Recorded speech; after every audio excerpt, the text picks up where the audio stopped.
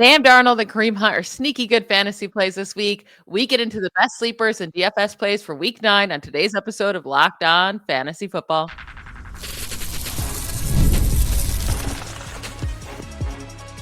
You are Locked On Fantasy, your daily NFL fantasy podcast. Part of the Locked On Podcast Network, your team every day. Welcome into the Locked On Fantasy Football Podcast. Thank you for making us your first listen every day. I'm one of your co-hosts, Michelle Magdziuk, and when I'm not doing this, I'm a researcher and fantasy analyst with NFL Network. And I'm your other co-host, Vinnie Iyer. When I'm not doing this, I'm writing about NFL fantasy and betting for sportingnews.com. This episode is brought to you by Mazda. Like our players, we sweat every detail because when you make every move count, pulling off the unexpected is only the beginning. Stay tuned later for highlights in this week's Moving the Game Forward. Mazda, move and be moved. Today, like every Friday, we're going to get into the sleepers of the week. So we'll each give you our favorite sleeper of the week at each position: quarterback, running back, wide receiver, and tight end. Then we'll get into some DFS talk, daily fantasy football, if you like to play, and any of those apps, and, just another way to enjoy football on Sundays. And then we'll get into our FanDuel lineup to close up today's show. Let's start with our quarterback sleeper of the week. Vinny, who do you got? Yeah, I think there was a lot of candidates to look at now that we have almost a full slate, but you still have some guys out that are notable, so you might dig deeper with Jalen Hurts, Baker Mayfield not playing here in week 9. So my choice here at quarterback is Trevor Lawrence. I know I can keep going back there. We did get some news, however, that one of his receivers will be out. Travis Hunter was placed on IR. He had a non-contact injury on Thursday, so can't play him this week. He's going to be out for at least 4 weeks. So he's got Brian Thomas Jr., but does he need all that much more to do some damage here against the Raiders? He just needs a few guys, a tight end touchdown, a rushing touchdown. You're good, right? If you get that from him this week, I think it's a great matchup for Travis Etienne, and he could definitely burst and have a big game here. The Raiders do not stop the run well, but the Raiders also stink in the secondary. And this is an opportunity now for BTJ after the bye with no Hunter to really step up and take over as the alpha in this game in a matchup that's very good for him. So that helps as well. So look, Michelle already had one good sleeper, so I had to give you a different kind of sleeper in this one, but I'm not worried about it being on the road in Las Vegas, and then the Jaguars will respond and win that game. We have a tougher schedule coming up, so I think after a bye, I'm going to trust Liam Cohen's team a little bit more than I would trust Pete Carroll's team in that matchup. Jaguars, Raiders, Trevor Lawrence. Yeah, I like it. It does stink that after a career week before the bye, Travis Hunter has that injury. But like you said, hopefully Brian Thomas Jr. can step it up. I'm going to go with Sam Darnold against the Commanders. The Commanders have allowed 6 of the 8 opposing starting quarterbacks they face to hit at least 18 fantasy points against them. And yeah, the last 2 weeks, it was against really good quarterbacks and Patrick Mahomes and Dak Prescott. But the other quarterbacks were Caleb Williams, Michael Penix Jr., Geno Smith, Jordan Love. Like, a lot of those guys are below average fantasy quarterbacks and still hit at least 18 fantasy points against these Commanders. Sam Darnold struggled last week in a really, really tough matchup against the Texans in terms of fantasy points, but to 2 weeks prior, he hit at least 20 fantasy points. So I do expect him to have a really good game, actually, not even just solid. Like, I think he can finish as a top 10 quarterback this week. I don't have him ranked there. I have him just outside of top 12, but I won't be surprised if he finishes really high this week against the Commanders. Well, there's also a piece of good news that actually helps Sam Darnold that you don't think about. Jane Daniels has been cleared to play and return, so that's great news. It's not going to be a rollover situation for the Commanders. They will be competitive, a lot more competitive, let's just say that, with their offense with Jane Daniels in there at home. This is a game at Washington, so that helps as well, where the Seahawks may not play as good of defense on the road. So that would set up a nice shootout between Darnold and Jane Daniels, and that'd be fantastic. Now, let's turn our attention running back. Now, there's a bunch of backup backs, fill-in guys, either short or long-term or just happen, that have great matchups this week. One of them is Kareem Hunt against the Bills. Now, the Bills have been really tough of late, which is one game, right, on the Panthers. But overall, they've been struggling against the run. That's how you stop them. Plus, everything is lining up well for Kareem Hunt in this game. Isaiah Pacheco's down again, no, with like a PCL injury, so that's going to probably take him out for multiple games here. So, Mr. Reliable Kareem Hunt, what did he do last week? Scored twice in the red zone, run in, and then also caught a nice pass there where you had Patrick Mahomes rolling out and he was wide open and caught a touchdown there. So Kareem Hunt is a very efficient red zone running back. And now he's going to get all the other touches that Pacheco usually would randomly get. And the funny thing is, Pacheco got hurt kind of in mop up duty, like late when they had already been in control.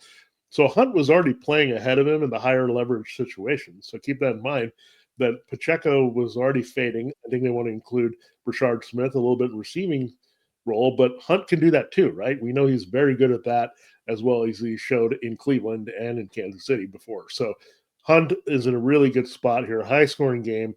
Get almost every asset you can in here and play. It's worth a shot this week in Chiefs Bills. Yeah, I really like Kareem Hunt this week. I'm going to go with Bam Knight from the Cardinals. He gets to face the Cowboys. The Cowboys are allowing the second most fantasy points per game to running backs this year. And two of their last three games, Rico Dowdle and RJ Harvey both had monster fantasy performances against them. And Bam Knight has led this Cardinals backfield in carries and touches in each of the last two games. They have a weird thing going on with Michael Carter right now where they released him, brought him back to the practice squad. We'll see if he's back active, but I'm still not worried about that because Michael Carter was there when Bam Knight was leading this team. Right before their week 8 bye, he saw a season high 17 touches in week 7. And then he's seen that 3 of the team's 4 goal line carries since week 5 he's converted 2 of those into touchdowns. So I really like Bam Knight this week against just a terrible Cowboys defense. Yeah, it also helps, again, not only the Michael Carter 1 situation, Michael Carter 2 got traded, but Michael Carter 1 is back on the Cardinals in a lesser role. So in a sense, he got demoted, even though he got brought back to the team. He was demoted, as you mentioned. Amari DeMarcado, that sting of that fumble at the goal line is still in the head of Jonathan Gannon, Drew Petzing. So this is great. Like, he could have the backfield to himself for the most part. I know they don't do that all the way, but first of all, like, I love the name Bam because it means he's going to go boom this week, but you also have a cool first name, Zonovan. Why don't you go with that too? Like, if you had a name called Zonovan, I don't know if I would want to go by Bam. It's just a cool name. I don't get it. But Zonovan or Bam, whoever you like, is a great matchup this week. Now, I'm going back to the Colts against the Steelers for one of my wide receivers this week that I really like as a sleeper. It's Alec Pierce. Now, Josh Downs should play. He has a great matchup as well, by the way, against the Steelers this week. I think, again, you have to just hope that there's some big plays involved, but the Steelers do give up big plays. And the big thing that has happened, I've talked about it here, is their miscommunication in the secondary. They've admitted it. They've worked on it. Mike Tomlin's had to talk to them during games, like, to get everyone on the same page. Plus, it could just be a case of Ramsey and Slay getting a little older, right? Not being able to hold things. I don't think Kyle Duggar is going to make an impact anytime soon here for the secondary. So you can throw downfield on them deep. I think this is where they miss Micah Fitzpatrick roaming out there in the middle of the field. So this gives you an opportunity. Big plays can be had against the Steelers. Saw it last week with Christian Watson, Daniel Jones in the absolute zone. The running game is going to work. Play action is going to work. Tyler Warren's going to work. Michael Pittman's going to work. So they're going to have the deep ball also going in this game. So it could just be start your Colts if you got them because you have a good chance of coming down with something big this week. Yeah, Steelers defense has been struggling, that's for sure. I'm going to go with Wan'Dale Robinson for the second straight week. It did not work out last week, but it's going to work out this week. He gets the 49ers. The 49ers have allowed the second most yards per reception, and touchdowns to slot receivers through the first 8 weeks of the season. Wan'Dale Robinson leads the NFL in receiving yards out of the slot by nearly 150 yards. He has 367 yards when aligned in the slot this year. The next closest player is Jamar Chase with 219. So, and Robinson did struggle last week, but in 2 of the last 3 weeks, so the 2 weeks prior to last week, he scored more than 15 fantasy points in both of those games. With Cam Scatterboot injured and, obviously Malik Neighbors being out for a while, his volume is going to keep ticking up. And then also the 49ers stink on third down. And surprisingly, Wan'Dale Robinson has the second most third down targets in the NFL this season behind only Keenan Allen. So really like this matchup for him. Yeah, it could end up being a lot like the John Waddle thing we just saw on Thursday night, where it's not juicy, but he's the one guy that is going to see the targets. It might be a tough defensive matchup overall to navigate, but you can still put up points, as we saw with Waddle, where the Dolphins stunk for most of the game because of their quarterback, and that could happen. I mean, looking at Jackson Dart facing a tougher defense, that could also make him get rid of the ball quickly to his kind of just his do everything receiver at this point, and Wendell Robinson. Now, at tight end, we brought him up before. For the first time, he pops in as a potential top 12 play. It's Colston Loveland. Now, we like the talent. He was actually drafted ahead of Tyler Warren. Again, I'll keep bringing that up if Bears fans want to look at that mistake, but they'll live with that. But he's still very talented in his own right. Watching both of these guys play, Loveland is a field stretcher. He can be a game changer. Now, the targets the last few weeks haven't been all that impressive, and they don't blow you away. But the Bengals are the only team in the NFL that allow, on average, more than one tight end touchdown per week. If Colston Loveland is not celebrating a touchdown, this is on the Bears. He needs to be in the end zone hugging Caleb Williams. That has to happen in this game at least once. Loveland should get it here because, look, this is just a matchup. Like, if you're just watching this as Ben Johnson, you like throwing to tight ends, right? From your history in Detroit, you say, well, yeah, we're circling this. We're going to throw to him in the red zone. So there's a good chance he scores. I think it's going to be a career high. Naturally, he's a rookie, hasn't played all that much in receiving yards and catches in this game as well. So I could see a situation. I'm just going to loosely put it out there: 6 for 70 and a touchdown for Colson Loveland this week. Yeah, he was definitely in consideration here for me for my pick. I'm a little bit worried that Cole Kmet could be back. But if Cole Kmet's not back, then definitely love Loveland. But even if Kmet's there, he still should be a viable play against that defense. Now, I went with Kyle Pitts instead against the Patriots. He has very quietly scored at least 13 fantasy points in 3 of the last 4 games, including each of the last 2 weeks. And over those 2 weeks, he has 19 targets and 15 receptions combined. And the Patriots defense is good, right? Really good. But the one area you can beat them is with your tight end.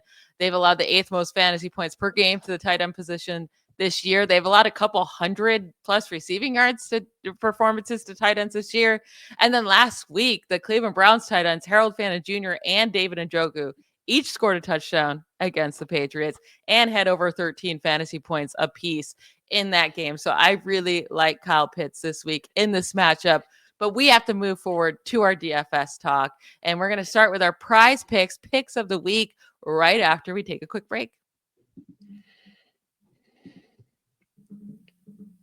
This episode, Locked On Fantasy Football, is brought to you by Mazda's moving the game forward. For those who believe it's not just about playing the game, it's about redefining it. There are moments that do more than put points on the board. They move crowds, move culture, and keep moving the game forward. This week's moment that moved the game forward was the return of Lamar Jackson. He pushed the Ravens forward. They needed that shot in the arm. They did win last week against the Bears, but he's back. He's now up to 14 touchdown passes despite missing that time.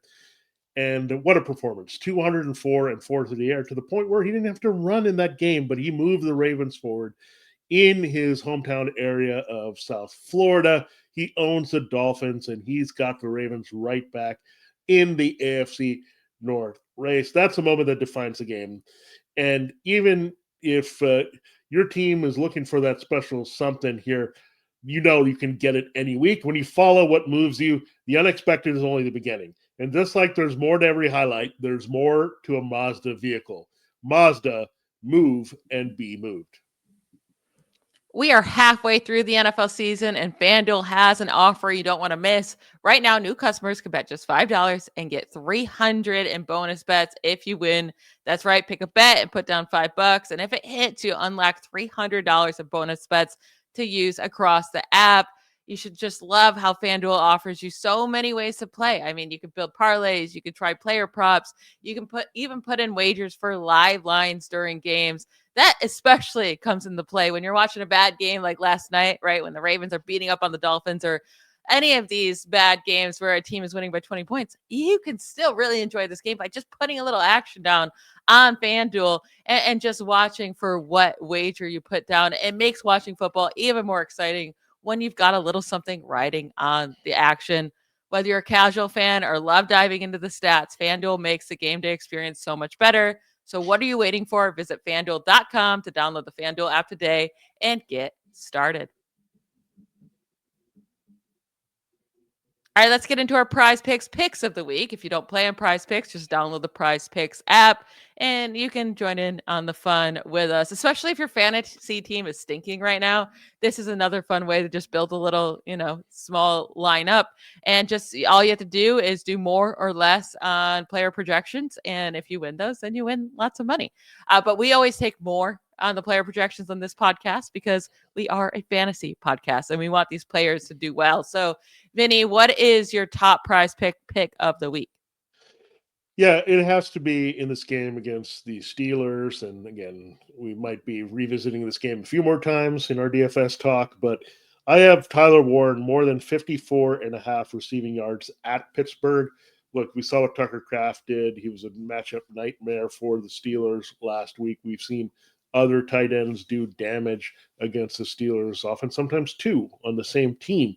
Well, Tyler Warren is the man here. And again, the only thing that could stop this is the Colts themselves, right? If they throw to Tyler Warren enough times, what they should, and Warren has hit this number in most of his games this season. It's just been a couple cool-off games in the past few, but this is where he rebounds to be a big factor. And really, two of those games were against the Titans, so where he was slowing down. So he's facing a non-Titans team on the road. He comes through 54.5.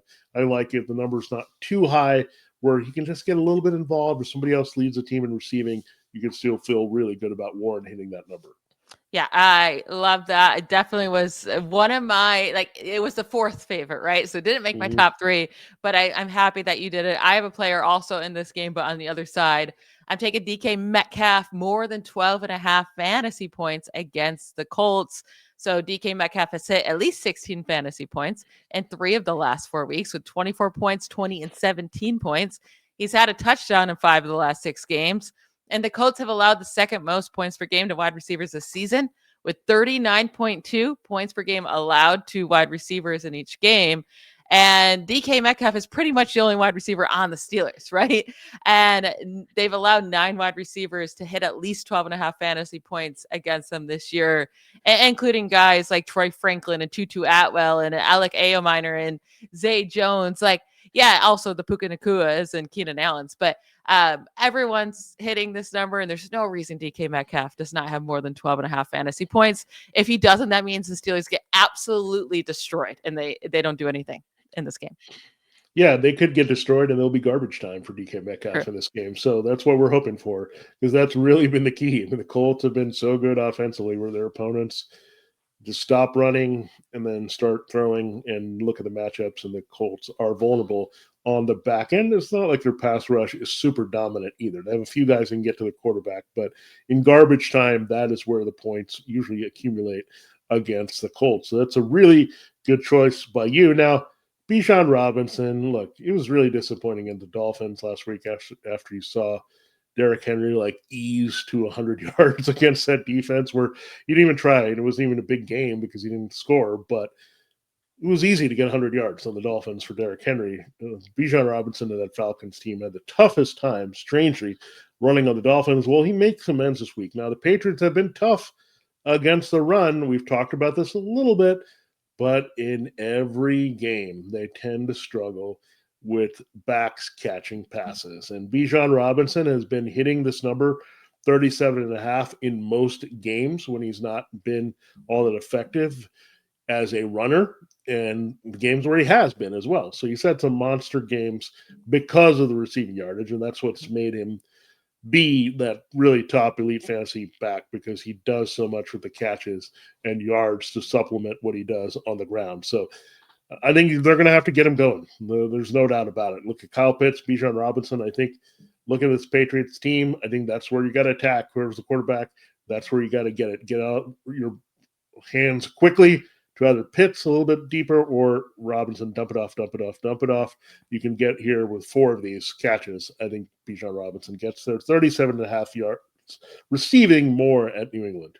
Yeah, I mean, like you brought up, the Patriots are giving up yards to running backs, and they've given up the most receptions to running backs as well this year. So I really like that. They need to use Bijan in the short passing game as their running game this week against a tough run defense. Now, I also have a running back with more than his receiving yards. I'm going to take Tyrone Tracy Jr. more than 17 and a half receiving yards against the 49ers. Cam Scatterboo's out. He's taken his place, and Scatterboo had the second most receptions on this Giants team this season, behind only Wan'Dale Robinson. Tyrone Tracy, we know, can be a good receiving back. He was a wide receiver in college, right? So he can handle that. And the 49ers have allowed the third most receptions to running backs this season. Kyron Williams had 66 receiving yards against them. Bijan 52. Woody Marks last week, 49 receiving yards. Alvin Kamara, who hasn't been used much, 21 yards. Rashad White, 21 receiving yards. So they're giving up a lot of receiving yards to running backs. No Fred Warner. I really like Tyrone Tracy more than 17 and a half receiving yards this week. Yeah, it looks like much like the Falcons need to be about Pitts and Robinson, the Giants will be about Robinson and Tracy throwing to in the short passing game this week. Maybe a little Theo Johnson as well, but that's where I think Jackson Dart's going to have to get rid of the ball. So I love that call. By you, my last, I am going back to the well. Last week, I was not very happy with the Saints. Like, keep in Spencer Rattler to get those garbage rushing yards. No, they had to make a change. No, they had to do it. And now they've made a change permanently. So Spencer Rattler will not be popping up here ever again on the PrizePicks Picks of the Week. But Drake May will be. I think Drake May has been fine. If you'd put him in every week, especially with the passing touchdowns, you'd be in business here. But this week, I like the rushing yards, 28.5. So sticking into that Falcons-Patriots game. Now, the Falcons give up a lot of rushing to quarterbacks, even the slowest ones they've seen, like in relation to their speed. I mean, Mac Jones and Tua have lowered that number a little bit, but still they look like they were track stars in relation to how fast they are against this team. So I do like Drake May, who is pretty fast. He's very athletic. He's starting to run more, opening up his passing. It really was a spark to getting the downfield passing game going last week. So he's going to do it again. Tough pass defense, use his legs, open things up, make the Falcons defense think about something else, and he's going to be very effective. And it's only 20.5 rushing yards, so I think he gets there. 30 seems like always hittable for Drake May. My last one is Kimani Vidal of the Chargers, more than 76 and a half rushing yards against the Titans. In 2 of his 3 starts this year, he's had 124 rushing yards and 117 rushing yards. 23 rushing attempts last week, and then 18 in that week 6 game. Week 7 was low with just 9 carries, 20 yards. It was the blowout loss against the Colts, but this should not be a blowout loss. If anything, it'll be a blowout win. But the Titans are allowing the second most rushing yards per game to running backs this season at 119 rushing yards per game, behind only the Bengals. The last 4 weeks, Jonathan Taylor put up 153 yards against them last week. Ramondre Stevenson, 88. Amari DiMercado, 81. Ashton Genty in week 6, 75. So he just was below this, but we know that Raiders team is having a hard time running. But all he needs is 76 and a half rushing yards. I like the over, the more than. Yeah, I mean, this is another of the great matchups. We talked about Bam Knight and Kareem Hunt. Vidal has a great matchup as well there against the Titans. The Titans are just a mess, but take advantage of them. Keep playing your main people against the Titans in fantasy. We always like to have a whipping team, and that's the team this year. Now, we will get into our FanDuel lineups. We have not looked at these or discussed these at all. We'll see what we're matching on this week. I'm sure we'll have a few, as we usually do. This is going to be for the main slate. We'll get into that here to close the week in our final segment right after this. This episode, Locked On Fantasy Football, is also brought to you by Rougiette. Let's be real. Making excuses doesn't solve anything. We've all heard them before. It's just stress. I'm tired, or it happens to everyone sometimes. But when it comes to performance, sometimes your body just needs a little extra support, and that's where Rougiette comes in. Rougiette.com offers fast-acting doctor-prescribed treatments for ED designed to help you stop making excuses and start making moves. Rougiette makes it easy to get started. You just connect with a board-certified doctor, 100% online, No awkward waiting rooms, no in-person appointments. And prescribe your treatment, which shipped discreetly and directly straight to your door. The process is fast, simple, and private. It's all handled by real doctors. It's about confidence, connection, and getting back to the moments that matter. Visit Rugiet.com. That's Rugiet, Rugiet.com/LockedOnNFL to get 15% off your first order. Again, that's Rugiet.com, Rugiet.com/LockedOnNFL, all caps. And don't forget to use that code LockedOnNFL so they know that we sent you. Rugiet, stop making excuses and start making moves. All right, Michelle, it is the last thing we do every week here on Locked On Fantasy Football as we get you ready for the action. We're going to reveal our FanDuel main slate lineup. So, Michelle, I think we'll have some crossover from not only each other's lineups, but also some guys we may have talked about this week. So this is also review, homework, paying attention. Hope you've watched all the shows to know who we've got. So who do you have a quarterback this week? I'm going to go with Aaron Rodgers. He's one of the cheapest quarterbacks on the week. I think the Colts will put up plenty of points against the Steelers, meaning Rodgers is going to have to throw the ball a lot. And I really like DK Metcalf, right? So I do expect at least a touchdown or two to go his way. Rodgers can spread the ball around. But I'm going to go Aaron Rodgers. And then, of course, I did that stack with DK Metcalf as well at 7,600 for Metcalf. All right, you took away some of my flavor text here, but I can give you the price here for Aaron Rodgers, 7,000. And DK Metcalf here at 76. That was the easy stack. I kind of started with that. So, look, we have the same stack. Very interesting. Yeah, I'm not even a Steelers fan like Michelle. So I kind of anticipated she might go that way. But look, it just happened. I mean, it's more about the matchup. We're about the matchup, not about our favorite teams here. So who do you have in running back? Let's see if we can change it up here. I'm going Jahmyr Gibbs. I paid up at 8,900.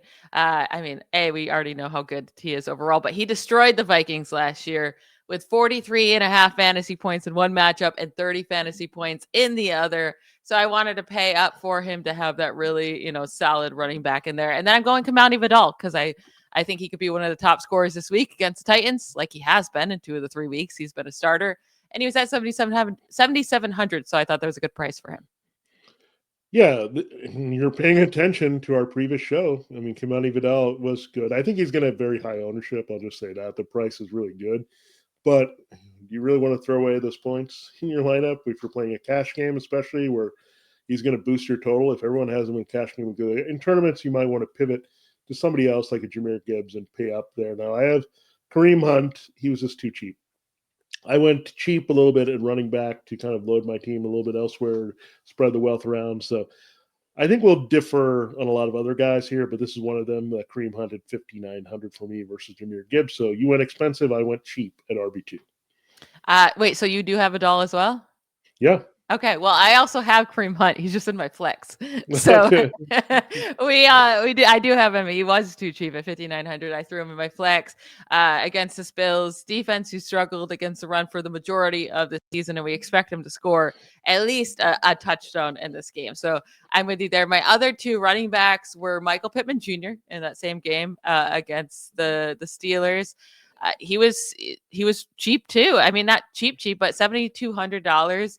He's been balling out. He has 6 touchdowns already on the season, and the Steelers secondary is so incredibly bad. And then I went with Rondell Robinson, who I talked about. The 49ers are really, really bad at covering the slot, and Robinson's the top slot receiver this year. Super cheap at 5,900, so I got to save some money there. Yeah, I'll reveal my flex player in a moment, but yeah, I mean, we have a few differences here. So we have Metcalf as our top wide receiver, but in a sneaky turn, I'm going Nico Collins. I like his price. He's been cleared to return from a concussion. He went practice in full, by the way.